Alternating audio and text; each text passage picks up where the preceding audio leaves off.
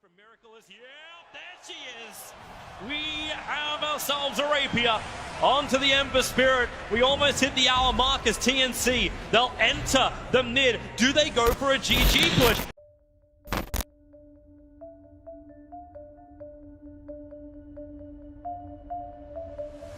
Nung bata pa lang ako na parang nakakita na. Yung parang nakita ko yung sarili ko na may potential ako sa mga games. Tapos, ayun, parang hindi ko naman din in-expect na kakapag sa ganito yung level of mga games ngayon sa eSport. Siguro yung una hindi ko talaga maintindihan. Pero parang nakuha ko dun sa laro. Simula nung time na yun, araw-araw ko lumalabas, ay ito yung umaga para maglaro.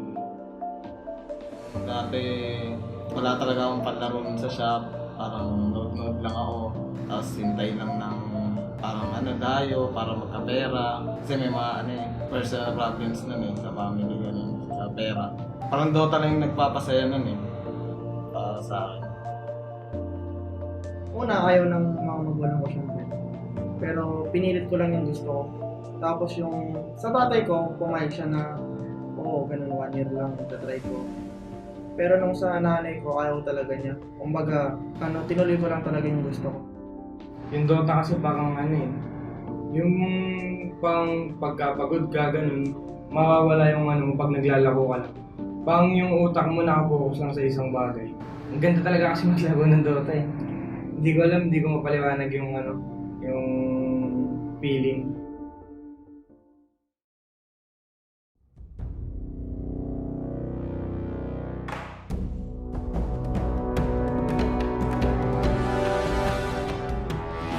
A tradition, a crucible. It is a hammer to forge greatness, and a spark that inspires millions.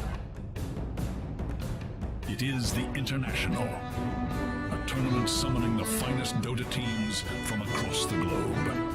Yet, for those who would seek the Aegis of Champions, the road to glory has never been longer or more treacherous.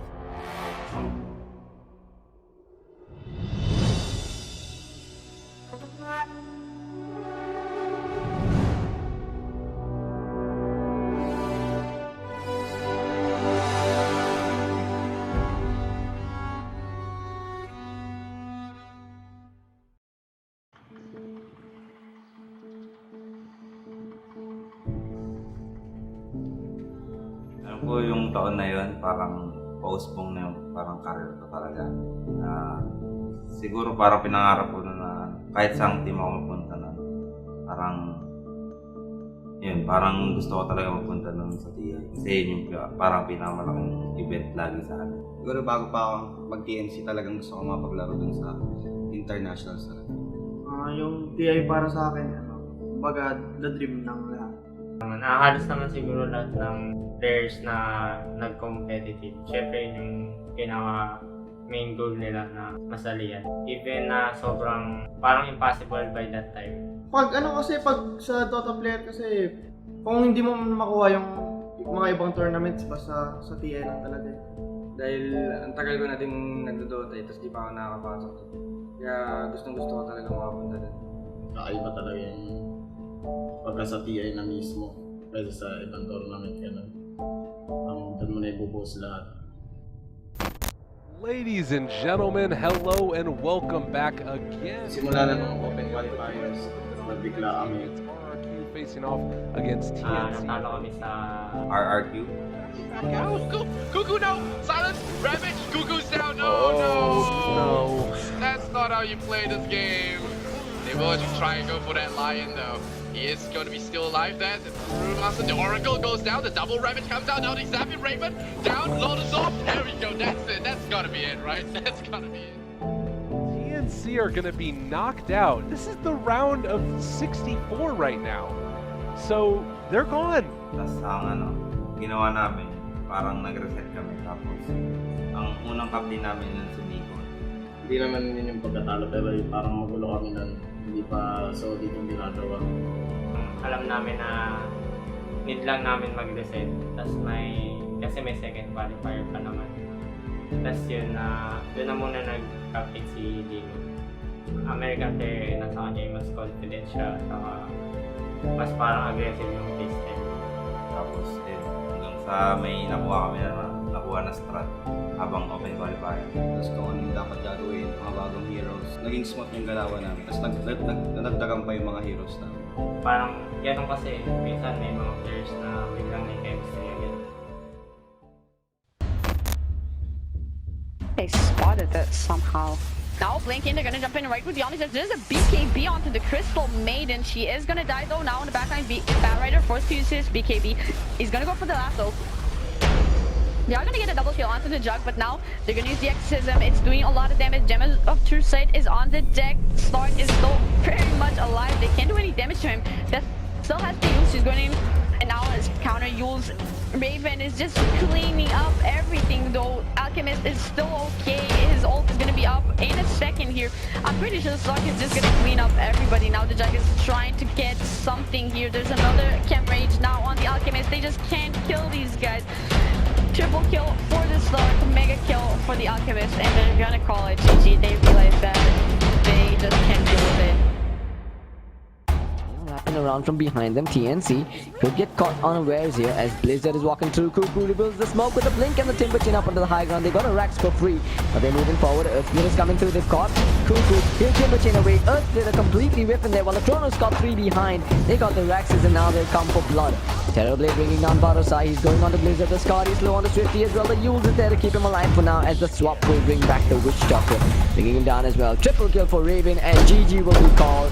No Chance knows that they've been beat. TNC takes a 5-man wipe without losing anything. Una, syempre, sobrang hirap ng schedule eh. Kasi pumasok kami ng day 2 ng open qualifiers. Parang natapos yun mga madaling araw na. Tapos kinabukasan may laro kami ng 8 AM or 9 AM. Parang na. So gigising ka ng mga. So sobrang hirap. Yung naisip namin by that time is laruin lang namin yung playstyle namin, which is dapat aggressive lang.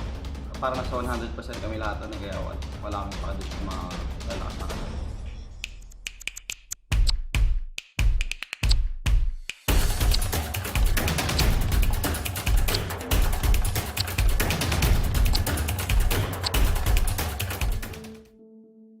Nag-3-way tie kami. Pagkakalala ko, kasi inuulit-ulit namin sinasabi sa sarili namin sa buong team na kayang-kaya namin. Kahit medyo nakakaba, pero by that time parang nandun yung madadama mo yung naka-zone yung buong team. Yung sinasabi namin sa sarili namin na tuwing kunyari magkakamali kami, okay lang yan, mas malakas tayo sa mga to. Parang ganun. Mabubus yung bawat isa.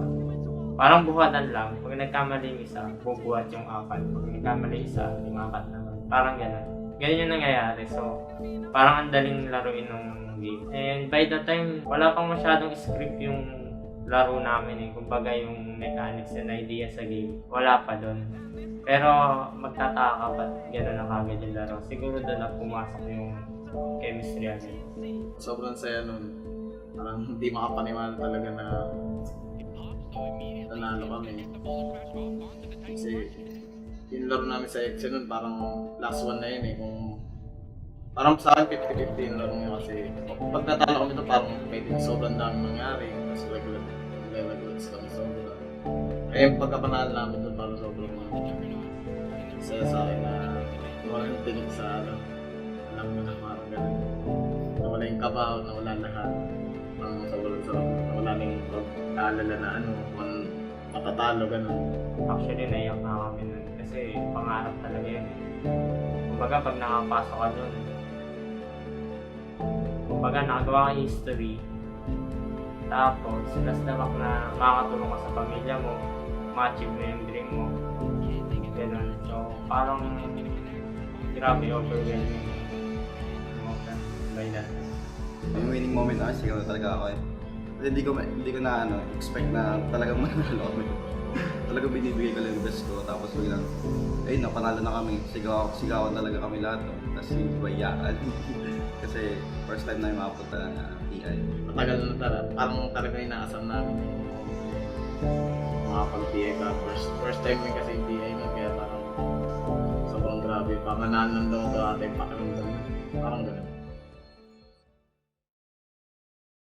Yung time na sobrang hirap kumuha ng visa. Sa totoo lang ako nun, parang nawawala ako sa laro. Konti kasi yung sa visa nga, parang sobrang laking problema. Ang hirap na nga pumasok sa qualifiers, tapos mas mahirap pala yung sa visa. Actually, yun yung pinaka-kalaban ng bawat team eh. Yung pag nagpa-qualified ka. Minsan pag sobrang lakas ng team nyo, nasisipin mo mas problema pa yung visa. Gano'n. Naisip mo, sayang naman yung ginawa namin. Yung panalo kami pero talo lang dahil sa visa. Parang gano'n. Hindi pa rin makakalimutan. Kahit nag-screen kami na pinofocus namin sarili namin, syempre hindi pa rin mawawala yung kakabahan ka.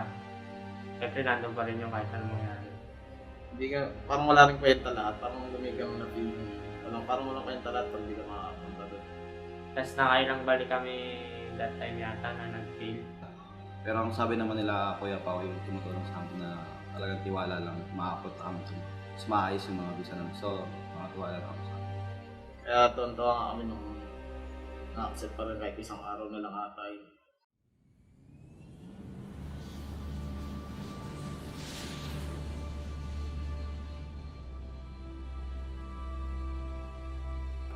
Pagbaba pa lang namin ng airport, siyempre parang ibang-iba na kasi US na, di ba?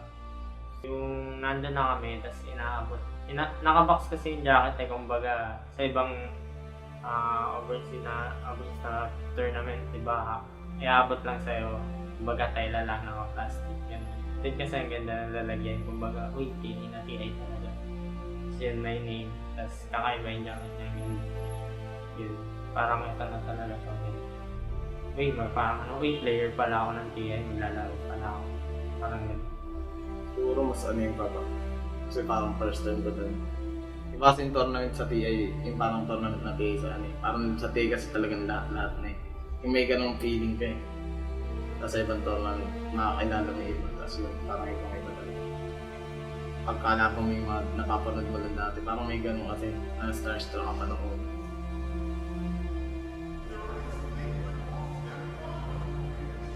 Kinakabahan na ako. Bago yung laro nun kasi parang may meeting room ka. Medyo kabado ako nun. Pero nung game na, nawala na talaga yung kaba ko nun. Kami lang siguro yung team na pasok ng pasok. Siguro ang lamang lang namin doon, yung hindi kami nila kilala sa playstyle namin kasi parang first time din lang namin mag-LAN. So yun yung advantage. Maliban sa MVP, parang yung playstyle namin, mas magaling pa kami sa MVP ng time na yun. Kasi lahat ng scrim namin sa kanila, mga against 20 yata, 20 games, parang onti lang napanalo nila, mga 3, 4 na lang. So, pero sila yung mas umangat nung time na yun. Top 4 sila ng TI. May time na parang nagbobotohan kami kung sino pipiliin namin kalaban kasi parang kami yung mamimili sa bottom 2 ng that time. So, alam ko nga pinili, parang gusto kong kalabanan ng Fnatic kasi pwede namin silang piliin that time. Then, majority kasi yan na kung sino mas maraming kung sino gusto kalaban. Yun, pinili yung BGR.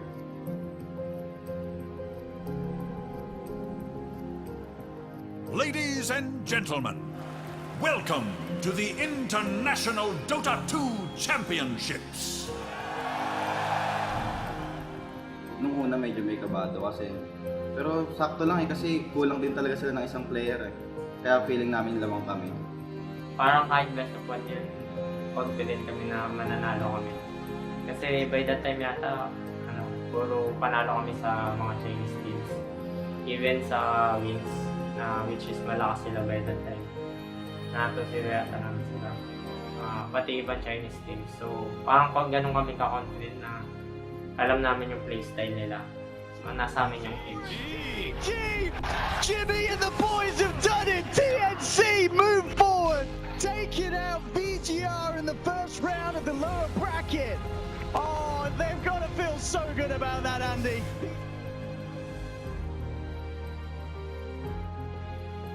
Siyempre nung nahulog yung OG, expect namin na MVP yung nahulog. Hindi lang sa feel namin hindi naman nanalo. Parang ano lang, nakakatakot na yung OG na. Kasi, syempre OG yun eh. Puro panalo sila ng year na yun, di ba? Gentlemen, welcome to OG versus TNC. So, Will, leading into this, OG, we know this two-time Valve tournament winner, TNC, probably looking like the underdogs here, but should they sleep on TNC? Yung sa panahon yan, parang ano pa lang kami nun eh. Yung, parang wala pa talagang sobrang daming alam. Ang sinasabi namin sa sarili namin, pag nalagpasan natin itong OG, kaya na natin lahat talaga. Ganun. Si Jimmy yung sinasabi, si Dimo na 2-0 natin itong OG. Oh, there he is! We know that. Siguro yung napit yung hero ko, yung Asuka. Tingin ko sa lineup, lamang kami. Pero yung mga nangyari sa lanes na talagang ang pangit kasi sobrang bugbog kami sa early game. OG na ata yun eh. Kasi mukhang naging ano sila, overconfident sa laro nila na hindi na sila matatalo. Pero ang ginagawa nila, nilulusot kaya nagkakaroon kami ng advantage. Tapos nung simula ng bigla nag-late game na, sobrang dami na namin item. Tapos parang hindi kami nila mabawasan. Hindi makalaban yung Ember, pati Tiny. So yun. Tapos maganda pa yung laging mga chrono nila sa amin. Yun yung perfect game ata nila sa amin, kahit 0 kill siya. Kasi yung mga chrono nyo, pasok na pasok. Parang yun lang yung goal namin eh, pag na-fix namin yung dalawang gilid na yung sa side lane nga na crits. Pwede namin mag-mid. Sino ano, FF, eh walang pa yung time na. Tapos pag-usapan natin, sige time niya ako chrono. Yun lang yung nasa isip ko nun. So, chrono yung time. Nadami lang ata yung iba dun. Ayun, hanggang sa panalo na B.